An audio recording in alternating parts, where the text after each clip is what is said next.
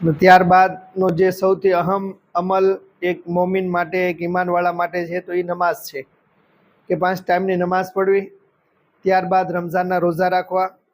ત્યારબાદ અલ્લાહે માલ દીધો હોય તો પોતાના માલની ઝકાત કાઢવી, અને વધુ માલ દીધો હોય તો અલ્લાહના ઘરનું જિંદગીમાં એકવાર હજ કરવું.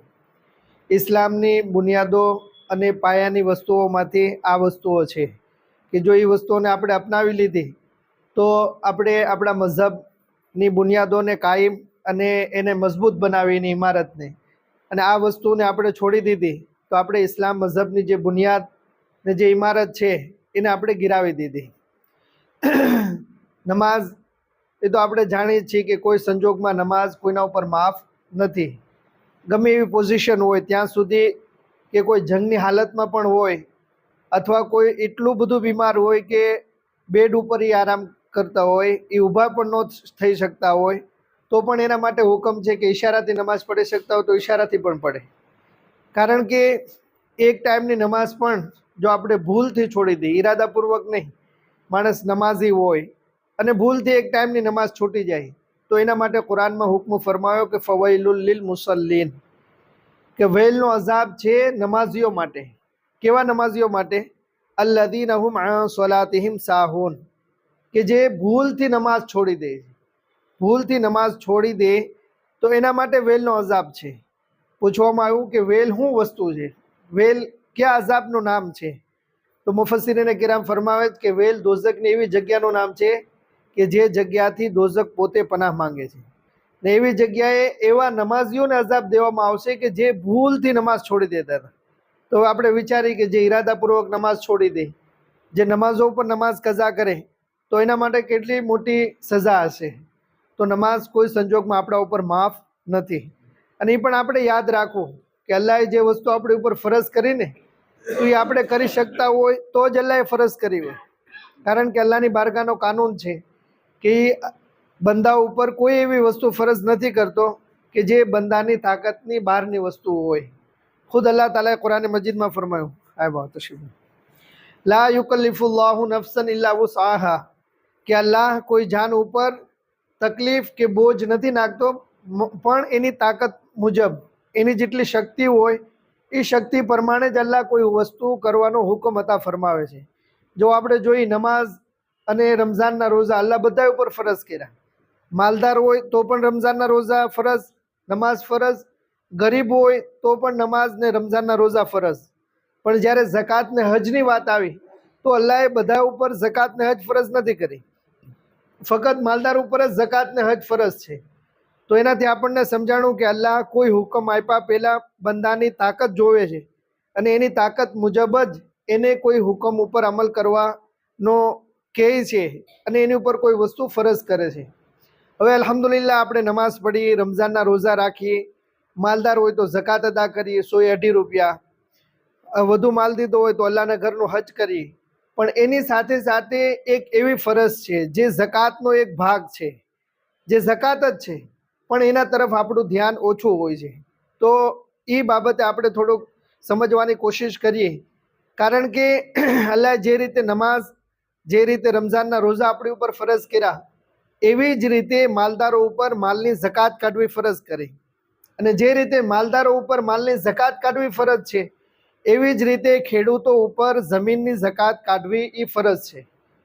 એ બેમાં માલની ઝકાત ને જમીનની ઝકાત ફરજ હોવાના એતબારથી બેમાં કોઈ ફરક નથી.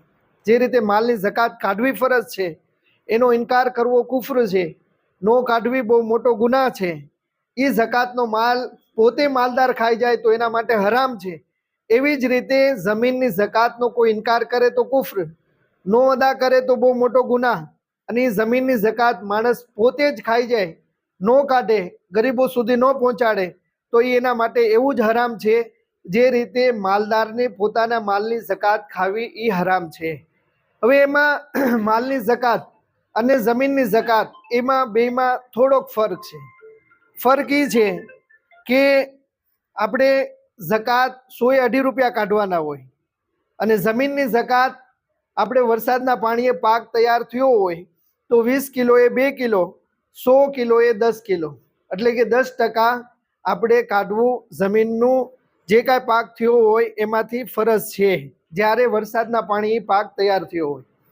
અને આપણે પીતથી પાક તૈયાર કર્યો હોય તો 20 કિલોએ 1 કિલો, 100 કિલોએ 5 કિલો એ કાઢવું આપણા ઉપર ફરજ છે. એટલે એમાં આપણને રાહત આપી, કારણ કે જ્યારે આપણે એમાં મહેનત કરીને મહેનતથી પાણી પીવડાયું તો 5% અલ્લાહે ઓછું કરી અને એ 5%, 105% આપણને કાઢવાનો હુકમ દીધો. હવે જો આપણે આ કાઢશું તો ઇન્શાઅલ્લાહ એનો ફાયદો દુનિયામાં પણ થાય, ઘરમાં બરકત પણ થાય, રોઝીની અલ્લાહ માલની હિફાજત પણ ફરમાવશે. કારણ કે અલ્લાહને કુરાન મજીદમાં વાયદો ફરમાયો કે યમહકુલ્લાહુ રિબા વ યુર્બિસ સદકાત, કે અલ્લાહ વ્યાજને ઘટાડે છે અને જે માલોની ઝકાત કાઢી નાખવામાં આવે અલ્લાહ એ માલને વધારે છે, એમાં બરકત અતા ફરમાવે. અને જે માલમાં અલ્લાહ બરકત અતા ફરમાવે કે તો એ માણસનું થોડુંક હોય તો પણ એના માટે બહુ જાજુ થઈ રહે, માણસ મોહતાજ નથી રહેતો. અને જ્યારે અલ્લાહ બરકત ખતમ કરી દે તો જાજુ હોવા છતાં માણસ મોહતાજ રહે છે. અને કુરાન મજીદમાં જ અલ્લાહે વાયદો ફરમાયો કે જે આપણે ઝકાત કાઢી તો એ અલ્લાહની રાહમાં જ ખર્ચ કરવું છે. અને અલ્લાહની રાહમાં ખર્ચ કરવાથી અલ્લાહ 10 ગણું, 70 ગણું, 700 ગણું અને જેના માટે ચાહે એને બે હિસાબ બદલો દુનિયામાં પણ અતા ફરમાવે ને આખિરતમાં પણ અતા ફરમાવે. હવે થોડુંક આપણે એ સમજીએ કે જો આપણે ન કાઢીએ આપણા માલની ઝકાત કે આપણી જમીનની ઝકાત તો એનાથી શું નુકસાની થાય. તો સૌથી પહેલી બાબત કે એક તો આપણા માલની બરકત ખતમ થઈ જાય છે. કારણ કે હદીસ શરીફમાં છે કે જ્યારે ઝકાતનો માલ કોઈ માલની સાથે મળે છે તો એ માલને હલાક અને બરબાદ કરી નાખે. તો 100 એ 2.5 રૂપિયા તો 97.5 રૂપિયા આપણા છે, 2.5 રૂપિયા ઝકાતના છે. ઉશરમાં 100 કિલોએ 10 કિલો કે 5 કિલો એ ગરીબોનો હક, બાકીના 90 કિલો કે 95 કિલો એ આપણો હક છે. પણ જ્યારે એ નથી કાઢતા અને એ બધું આપણે જ વાપરી જાય તો એ 5 કિલો કે 10 કિલો, 90 કિલો કે 95 કિલોની બરકત ખતમ કરી નાખે. અને હદીસ શરીફમાં એ પણ છે કે જમીનમાં જે કાંઈ માલ હલાક અને બરબાદ થાય છે એ ઝકાત ન દેવાના કારણે હલાક ને બરબાદ થાય છે. એક મુંબઈના ભાઈ હતા, એને કહેવામાં આવ્યું, દાદા બાપુ સરકાર ખુદ ફરમાવતા કે એની દુકાનની બાજુમાં એક દુકાનમાં આગ લાગી તો એને ખબર દેવામાં આવી કે ભાઈ તમારી દુકાનની બાજુમાં આગ લાગી. તો બાજુમાં લાગી હોય તો ધીરે ધીરે એ બાજુમાં પહોંચે ને. એ માણસને ઘણીવાર કહેવામાં આવ્યું કે તમારી દુકાનની બાજુમાં જ આગ લાગી, પણ એણે કોઈ સિરિયસ વાત ન લીધી. તો પછી એને પૂછવામાં આવ્યું કે ભાઈ તમારી દુકાનની બાજુમાં જ આગ લાગી ગઈ અને તમને એટલી ફેરું કહેવામાં આવ્યું પણ તમે એ વાતને સિરિયસ ન લીધી. એણે કીધું કે મેં મારા માલની, મારી દુકાનની રમઝાનમાં પૂરેપૂરી હિસાબ કરીને ઝકાત અદા કરી દીધી છે અને જે માલની ઝકાત કાઢી નાખી અલ્લાહની હિફાજતમાં આવી જાય, મને યકીન છે કે મારી દુકાન સુધી આગ નહીં પહોંચે. તો કાઢવામાં ખૂબ ફાયદો છે. અને ન કાઢવામાં હદીસ શરીફમાં એ પણ છે કે કયામતના દિવસે જે માલની ઝકાત નહીં કાઢવામાં આવી હોય એની સાપની શકલ બનાવી અને માલદારના ગળામાં એને લટકાડીને કહેવામાં આવશે અને સાપ પોતે કહેશે એને ડંક મારીને કે હું તારો માલ છું જેને તું દુનિયામાં જમા કરતો હતો અને અલ્લાહની રાહમાં તું ખર્ચ નહોતો કરતો. કુરાન શરીફમાં સૂરહ તોબા 10મા પારામાં છે કે એ માલને દોઝખની આગમાં ગરમ કરી અને માલદારની પેશાની, એના પડખાઓ અને એની પીઠની અંદર એને દાગવામાં આવશે અને એ માલ કહેશે કે હાદા મા કનસ્તુમ લિઅન્ફુસિકુમ, કે આ તે જ માલ છે જેને તમે દુનિયામાં તમારા માટે જમા કરતા હતા.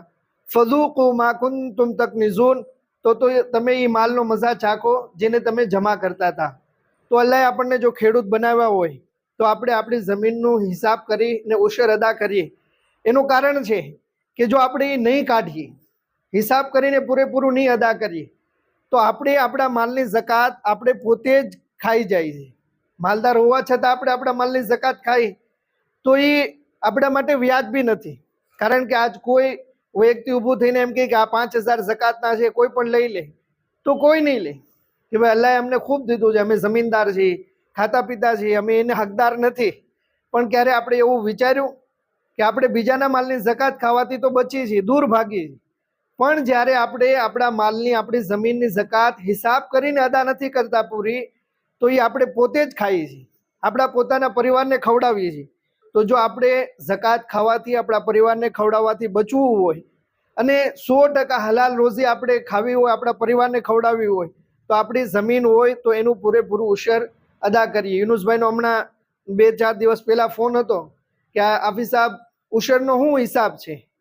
તો મને ખ્યાલ આવ્યો કે આપણે અત્યારે બધી જગ્યાએ મિટિંગ કરીએ છીએ તો સાથે સાથે ચાવંડમાં આપણે સરકાર સૈયદ વસીમ બાપુ, જે આપણે સૈયદ શોએબ બાપુ બાબરા વાળાના નાના ભાઈ છે, તો બાપુ સાહેબે કીધું કે આપણે એ રૂટ ઉપર મિટિંગ છે તો ચાવંડમાં પણ એક મિટિંગ કરી લઈ અને ત્યાં પણ આ પેગામ આપણે પહોંચાડીએ. કારણ કે જેમ દાદા બાપુ સરકારના નેક કામ મિશન, વ્યસન મુક્તિ, સમાધાન, શિક્ષણ, દીની તાલીમ, એ બધા મિશનોને બધી તહેરીકો છે, એવી જ રીતે જમીનની ઝકાત અદા કરવી, જમીનનું ઉશર અદા કરવું, એ પણ દાદા બાપુ સરકારનું એક અહમ પેગામ ને એક અહમ મિશન છે. તો એ મિશનમાં આપણે જોડાઈ એના ઉપર અમલ કરીએ તો ઇન્શાઅલ્લાહ એનો ખૂબ જ ફાયદો થાય. અને આપણે સરકાર સૈયદ વસીમ બાપુ બે વાત કહી અને આપણને ટૂંકમાં સમજાવશે કે આ લોકો ઉશરની જગ્યાએ એક વસ્તુ કરે છે કે ભાઈ ઝકાત જ્યારે કાઢે ને ત્યારે પૈસો પડ્યો ને એમાંથી કાઢી લેશે, બેયને નોખા પાડવાનો સમજાવો. જી જી જી કે ભાઈ જો ઉશર કઢાઈ જાય પછી પૈસાની ઝકાત નથી, હા. એ અલગ જ કરી દે. જો આપણે જમીનમાંથી જે કાંઈ ઉત્પાદન થાય ને તો એ ઉત્પાદનનું ઉશર છે. ઉશર મેં જે રીતે આપને કીધું કે વરસાદના પાણીએ એ પાક તૈયાર થયો હોય તો 110 રૂપિયા, અને આપણે પીત કરીને એ પાક તૈયાર કર્યો હોય તો 105 રૂપિયા કાઢવું એ આપણી ઉપર ફરજ છે. એ આ જમીનના પાકની ઝકાત છે. પણ જે માલ છે, પૈસા, સોના, ચાંદી, તો એની ઝકાતનો હિસાબ આખો અલગ છે. એમાં 102 રૂપિયા આપણે અદા કરવાના, એમાં 105 કે 110 અદા નથી કરવાના. હા, જે માલની, જે પાકની આપણે ઉશર અદા કરી દીધું અને એ માલ આપણી પાસે રહી ગયો, એટલે કે આપણે બચત થઈ એની અને એના ઉપર વરસ પસાર થઈ ગયું, તો હવે વરસ પછી એ માલની આપણે ઝકાત કાઢવી એ આપણા ઉપર ફરજ છે. પણ જમીનના પાકને ઝકાત સાથે આપણે મેળવીએ અને આપણે એક હિસાબ કરીને ઝકાત અદા કરીએ તો એ આપણી પૂરેપૂરી ઝકાત અદા થતી નથી. એનું કારણ છે કે જમીનની ઝકાત 5% અથવા 10% છે અને પૈસાની, સોના ચાંદીની જે ઝકાત છે એ 2.5% છે. તો આપણે ઝકાત 2.5% હિસાબ કરી અને જમીનમાંથી જે 5 કે 10% દેવાનું હતું એ 2.5%નો હિસાબ કરીને આપીએ તો આપણી ઝકાત કઈ રીતે અદા થવાની? 5% અદા કરવાની હોય. હા, જે જમીનમાંથી જે કાંઈ ઉત્પાદન આપણે મેળવીએ ને તો એ જ્યારે જ્યારે આવે ત્યારે એનું ઉશર અદા કરવું આપણા ઉપર ફરજ છે. એમાં બિયારણ કે ખાતર કે દવા કે મજૂરી કોઈ પણ વસ્તુ બાદ કરવાનો હુકમ નથી. હા, જે માલને આપણે ઉશર અદા કરી દીધી કે આપણી પાસે 100 મણ કપાસ છે, એ કપાસનું આપણે ઉશર અદા કરી દીધું અને એ આપણે વેચી અને એની જે કાંઈ રકમ હતી એ 1 વર્ષ સુધી આપણા પાસે પડી રહી, તો હવે 1 વર્ષ પછી એની ઝકાત પણ કાઢવી આપણા ઉપર ફરજ છે. ઉશર તો જ્યારે આપણે જમીનમાંથી લીધું ત્યારે અદા કરવું જરૂરી, અને એના એ માલ ઉપર, એ રકમ ઉપર જ્યારે વર્ષ પૂરું થઈ જાય અને આપણી પાસે એ બચત રહે તો એની ઝકાત પણ આપણા ઉપર અલગથી ફરજ થાય છે. એ બેને મિક્સ ન કરવું. પહેલાનો એક મસલો છે જી, કે પહેલા લોકો માંડવી થતી કે ઘઉં થતા તો બેનું દીકરીઓને 5-5 મણ દઈ દેતા કે ભાઈ આમાંથી ઉશરે જેવો મસલો હાલતા હતા. તો ઈ એક અલગ છે ને, એ ટાઈપે એમ થાવ કે ઈ એક અલગ જ વસ્તુ છે. પ્રેમથી દ્યો અને નો દ્યો તો હાલે ખરી. જી જી. હવે ઉશર આપણે કોને આપી શકીએ? કોણ એનો લેવાનું હકદાર છે? તો જે ઝકાત લેવાનું હકદાર હોય એ ઉશરનો પણ હકદાર એ જ વ્યક્તિ છે. હવે ઝકાત આપણે, આપણી ઝકાત હોય અથવા આપણી જમીનનું ઉશર હોય તો કોને આપી શકીએ, કોને ન આપી શકીએ? તો યાદ રાખો કે આપણી ઝકાત હોય કે આપણી જમીનનું ઉશર હોય તો આપણી 2 પેઢીને આપણે ન આપી શકીએ. એ હકદાર હોય તો પણ કઈ 2 પેઢી? એક આપણી ઉપરની પેઢી, આપણા બાપ દાદા, નાના નાનીમાં, એના ઉપરના જેટલા વડવાઓ છે એ હકદાર હોય તો પણ આપણે એને આપણી જમીનનું ઉશર કે આપણા માલની ઝકાત એને ન આપી શકીએ. એને દઈએ તો આપણી ઝકાત અદા ન થાય. બીજી આપણી નીચેની પેઢી, આપણી ઔલાદ, દીકરા દીકરીઓ, એમની ઔલાદ, એ નીચે સુધી જે પણ કોઈ હોય, નવાસા, પોતરા, પોતરીઓ, એ હકદાર હોય તો પણ એને આપણે આપણા માલની ઝકાત કે આપણી જમીનનું ઉશર ન આપી શકીએ. આ બંને પેઢી સિવાય આપણા જે કાંઈ રિશ્તેદારો હોય, કાકા, મોટા બાપુ, ખાલા, મામા, મામી, જે કોઈ હોય, જો એ ઝકાત લેવા લાયક હોય, ઝકાતના હકદાર હોય. ઝકાતનું હકદાર કોણ છે?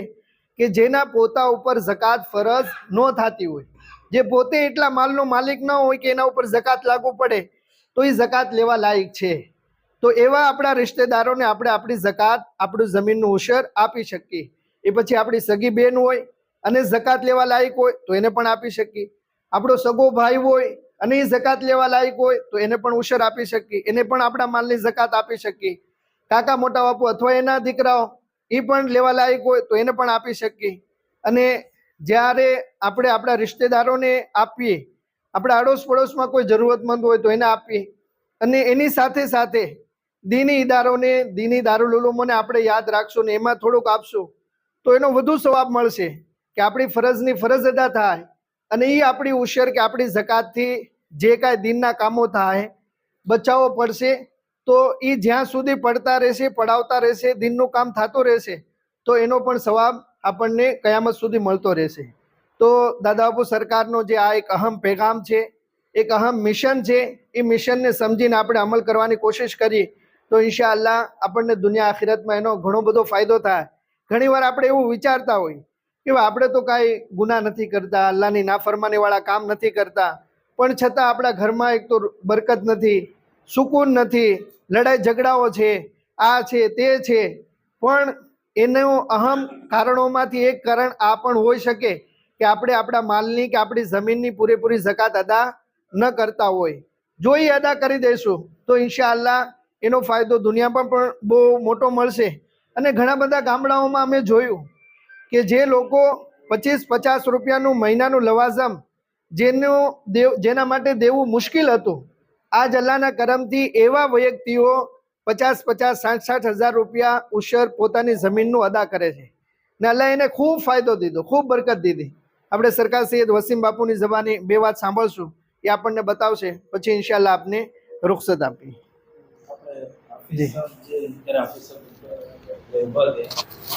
જી આપણે દાદા બાપુનો એક ઘણો હાથ કહેવાય, બાપુની હારવાર જ રહેતા અને માશાઅલ્લાહ દાદા બાપુ સરકારના મિશનને ખૂબ તરક્કી ઉપર લઈ જવા માટે આપણા વસીમ બાપુ અને હાફિઝ અકબર સાહેબ ખૂબ મહેનત કરી રહ્યા છે અને સંકુલનું પૂરેપૂરું ધ્યાન એની અંદર પૂરું જોર દઈ રહ્યા છે. તો ઉશર અને ઉશરના બારેમાં તો હાફિઝ અકબર સાહેબ, તમે અને વસીમ બાપુ તશરીફ લાવ્યા, પણ સરકાર, સૈયદી સરકાર, દાદા બાપુ વારંવાર જ્યારે આપણા અહીં નમાઝ માટે આવતા તો બાપુએ ઉશરના બારેમાં નસીહત કરતા. આપણને બિહારી ખ્યાલ હશે, આમાંથી જેટલા બેઠા હોય તો બધા એને કરતા હતા. હા, એક છે કે નમાઝ પડવા જે ન આવતા હોય, નમાઝી ન હોય તો એને ખ્યાલ ન હોય, બાકી તમને તો ખ્યાલ હશે હાફિઝ સાહેબ કે સરકાર દાદા બાપુ અહીંયા જ નમાઝ પડતા અને વારંવાર દર વર્ષે બેહી અને બધાને નસીહત કરતા કે ભાઈ તમે ઉશર નીકાળો, ભાઈ કેટલું નીકાળો, એવી રીતના નસીહત કરતા. આપણે હાજર જ રહેતા ને.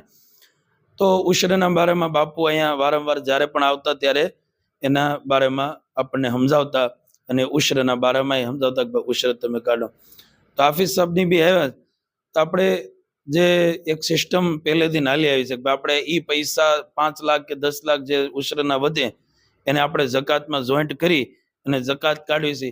તો હવે કોશિશ કરવાની કે આપણે સમજો કે આરીફભાઈને લીંબુનો બાગ છે તો એને 2.5-3 લાખમાં આપણે ઉધડો દઈ દીધો, 4 લાખમાં, તો એમાંથી જે કાંઈ હોય પાણીનું બાદ કરી અને જે રોકડી રકમ છે એમાંથી આપણે 5% હિસાબે 4 લાખમાંથી 5% કેટલા થાય? 20,000 રૂપિયા. તો 20,000 રૂપિયા આપણે અત્યારે લખાઈ દઈએ, એમ કરવું છે આરીફભાઈ કે બીજાને દે? હે, હા, તો કાંઈ વાંધો નહીં. એટલે હું તમને સમજાવવા માટે આપણે એટલે 20,000 રૂપિયા જે આપણે હતા એ નીકળી ગયા, પણ પછી 4 લાખ રૂપિયાની તમારે ઝકાત નથી. હે નહીં, એ પછી તમારે વર્ષ દિવસ એ ધંધાની અંદર સુમારતા ને 1 વર્ષ વયો થાય ને પછી એની અંદર હા તો એની અંદર ઉશર કાઢી નાખો, રમઝાનમાં કાઢો. હા, તો બસ હા 4 લાખ રૂપિયાનું ઉશર કાઢી નાખ્યો તો ઈ રમઝાનમાં તમારે એની ઝકાત નથી કાઢવાની. હા, ઈ રકમ તમારી પાસે બચત રહે અને આવતો રમઝાન પાછો આવી જાય તો એની ઝકાત તમારે કાઢવાની. હા, એટલે આપણે જે કઈ માલ આપણી પાસે જે કઈ અત્યારે કપાસ હોય, માંડવી હોય, જે કઈ આપણે 5-10 લાખનું થતું હોય તો એના ઉશરના હિસાબથી એના પૈસા કાઢી નાખો અને પછી જકાતની અંદર એનો શુમાર કરવો નહીં. આપણે અહીં સિસ્ટમ હોય બધા પૈસા ક્યારે જમા કરી લે અને એની જકાત કાઢે. એમ નહીં, જે ઈ પૈસા છે એને અલગ રાખે, આને અલગ રાખે, ઉશ્રના પૈસામાંથી ઉશ્ર કાઢે, જે ખેતીવાડી છે એમાંથી, ધંધાના પૈસા છે તો એમાંથી જકાત અલગ કાઢે. અને અત્યારે જે આપણે સરકાર તશરીફ લાવ્યા છે વસીમ બાપુ ને આપણે હાફિઝ અકબર સાહેબ, તો અત્યારે તે આપણે માંડવી કપાસ જે કઈ થવાનું હોય ત્યારના હિસાબથી આપણે એમ થાય કે આપણે પાસે એટલા 10,000 રૂપિયા, 5,000 રૂપિયા કે 20,000 રૂપિયા, 50,000 રૂપિયા જેટલા નીકળતા હોય એમાંથી આપણે અત્યારે સંકુલની અંદર આપણે જે કાંઈ રકમ હોય અડધી કે પોણી જે તમારે કાંઈ દેવી હોય તો એ મારી પાસે આપણે જમા કરી દે, ઇન્શાલ્લાહ આપણે દારૂલુમ લગી એને પહોંચાડી દઈશું. અત્યારે લખાવ્યું તો એ લખાવી શકે, હા ત્યારે વેચાણ કરે ત્યારે પછી દેજો. અત્યારે ખાલી આમને લખાવી દો આપણા આટલા, હા એટલે આપણે શું છે શરૂઆત અત્યારે હાફિઝ સાહેબ, હાલો 10,000 આપણે 10,000 ને, હા 10,000 જયારે આપણે ઉશ્રન આવે ત્યારે તમ તારે જમા કરાવી દેજો. આરીફભાઈ આપણે અબ્દુલભાઈ સૈયદ 10,000 રૂપિયા ઉશ્રના, જયારે હા હા કાંઈ વાંધો નહીં, હાલો આવી ગયું ને. હા તો પછી જેને કાંઈ હોય તો એ આપણે હા જમા કરાવી દેજો. તો આ જ આપણી મીટિંગનું મહત્વ હતું. ઇન્શાલ્લાહ આવનારા સમયમાં આપણે હાફિઝ સાહેબને એક ઈ તે દાવત દેવી છે કે મુનીર બાપુ સરકારને ખાસ કરીને તશરીફ લાવો અહીંયા અને બાપુને હારે લાવો, બધાય મુલાકાત કરે. અને દાદા બાપુ બાદ જેણે પદ સંભાળ્યું તો એના બારામાં અમે તે એવી ખ્વાહિશ અને ઈચ્છા રાખવી છે કે આપણા પીરો મુર્શિદને આપણે ફુલાર કરવી અને એનું સન્માન કરી દાવત દેવી. તો ખાસ કરીને બાપુની તારીખ મુકરર કરી અને તશરીફ લાવો. કોઈનું ભાઈ આપણે લખવું હોય તો તમારું મુનાભાઈ, હે હા મોટા મોટા ઝાડવા પડે, બગીચાઓ બધે. 500 ઝાડવા હતા ને 4 લીંબુની પડી. અમારે હાફિઝ સાહેબ એક ફાયદો જ લેતો હતો અહીંયા કે સરકારે જ્યારે પણ આવતા ઘણી ગુવા આપણે મુનિ બાપુ દુઆ કરે છે. Your call has been forwarded to voicemail. The person you are trying to 17 ભાઈના લખી નાખો 5,000 ના લવ. બોલો 5,000 હા 5,000 ભાઈ આપણે 17 ભાઈ મુસાભાઈ, 5,000 મુનાભાઈ, 5,000 તમારે અત્યારે કાલે લખે જ્યારે તમારે આવે ત્યારે. હા તો પછી નું રાખો, હાલો 5,000 આપણે મુનાભાઈ મુસાભાઈ ને ઇન્જે ફારૂક આપણે અત્યારે લગ પછી જ્યારે આવે ત્યારે દેવાનું. અત્યારે કઈ જરૂરી નથી, આપણે ખાલી આમને અત્યારે આપણે ખાલી આ એક मीटिंग કરીશ. तो लोग यहाँ पर हाजिर है, इन्होंने नियत की है कि इंशाल्लाह उशर अदा करेंगे. किसने नियत की? यहाँ पर जो खेडूत लोग हैं ना, किसान लोग, हाँ, हाँ इन्होंने नियत की है कि वो उशर तो अदा करते थे लेकिन रमज़ान में ज़कात के साथ मिलाकर ज़कात का हिसाब करके निकालते थे. जी, अब से नियत की है कि इंशाल्लाह उशर अलग अदा करेंगे और ज़कात अलग अदा करेंगे. हाँ, और कुछ हजरात ने यहाँ पर रकम लिखवाई भी है, 10,000 5,000 ऐसी रकम सबने लिखवाई हुआ जो खेडूत है उन्होंने. जी, हाँ तो सब सुन रहे, स्पीकर पर है, सबके लिए दुआ फरमा दे. जी. जी अस्सलामुअलैकुम वरहमतुल्लाहि वबरकातुह. वालेकुम अस्सलाम वरहमतुल्लाहि ताला वबरकातुह. અલ્હમ્દુલિલ્લાહ આપણે સૈયદ વસીમ બાબુ, હાફિઝ અકબર સાહેબ, મૌલાના સાહેબ અને જવાબદાર લોકોની હાજરીમાં જે નિયત કરી છે જકાત કાઢવાની, ઉશ્ર અદા કરવાની, તો અલ્લાહે આપણને પસંદ કર્યા છે કે એના હુકમો પર આપણે અમલ કરીએ, बेशक અથવા અલ્લાહ કરાવવા માંગે છે આપણને बेशक એના હુકમો પર અમલ કરાવવા માંગે છે. તો અલ્લાહનો શુકર, अल्हम्दुलिल्लाह. જે આ હુકમો પર આપણે અમલ કરીએ તો બેશક અલ્લાહ આપણી જે આ એને આપણા એની મરજીથી આપણા ઘરમાં ઉશ્ર એને રખાયું છે ગરીબો માટે. बेशक આપણા ઘરમાં પૈસાની જકાત છે એ પણ આપણા ઘરમાં અલ્લાહ તાલાએ બીજાઓ માટે આપણને સાચવવા દીધું છે. તો એ આપણે દઈ દેશું અલ્લાહની રાહમાં, અલ્લાહ માટે. તો એ અલ્લાહે જે બતાવેલ હુકમ છે એની પર અમલ કર્યો તો અલ્લાહ બે હિસાબ એની બરકતો આપણને આપશે. बेशक बेशक હા તો તમે નસીબદાર છો કે આ અલ્લાહના હુક્મ પર અમલ કરો છો અને બીજાને પણ આ વસ્તુ પર અમલ કરાવવાની સલાહ આપજો, ઇન્શાઅલ્લાહ. અવાજ પહોંચાડજો. ઇન્શાઅલ્લાહ ઇન્શાઅલ્લાહ. જી અસ્સલામુ અલૈકુમ વરહમતુલ્લાહ. વાલેકુમ અસ્સલામ વરહમતુલ્લાહિ તાલા વબરકાતુહુ.